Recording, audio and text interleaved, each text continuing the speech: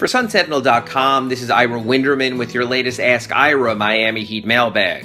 Our first question today comes from Mac in Toronto, who says, Ira, I think Goran Dragic will be dealt by the trade deadline if Miami is not in the playoff picture. If he plays really well, he could net picks and prospects.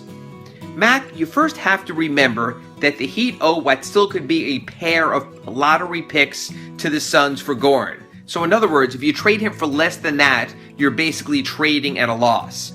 I think what first has to happen is the Heat have to attempt to play at Goran's speed. See if they finally can play with the motor that he plays at. Of course, there are issues. If Chris Bosh comes back, he prefers a half-court game, and the Heat will have to make a decision then. But I think the Heat still have to try to do everything they can to see if they can make the Dragic experiment work. Remember, you can always hide him defensively, especially if he's playing alongside Josh Richardson or even Justice Winslow, who are capable of defending opposing point guards.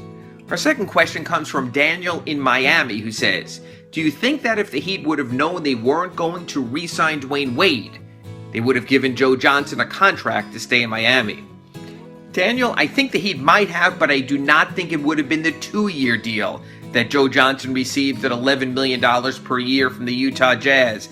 I'm also not so sure that Joe would have wanted to stay if he knew that Dwayne Wade was not going to be part of the Heat.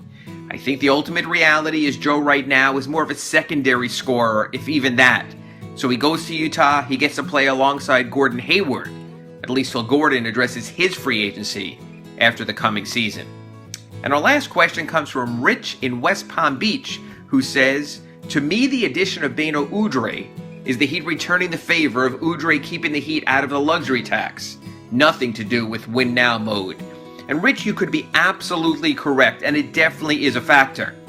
Now, if the Heat were to turn around and cut Beno before the start of the season, perhaps in favor of Briante Weber, that would offer even greater clarity. But you're absolutely right. Beno did the Heat a huge favor when he took his buyout after his season-ending foot injury, and the Heat have had an offer on the table ever since. So I think there is sort of a factor of loyalty to all of this. I guess we'll see during training camp how far and how deep that loyalty runs both ways. Those are today's 3 questions. We'll be back tomorrow with 3 more.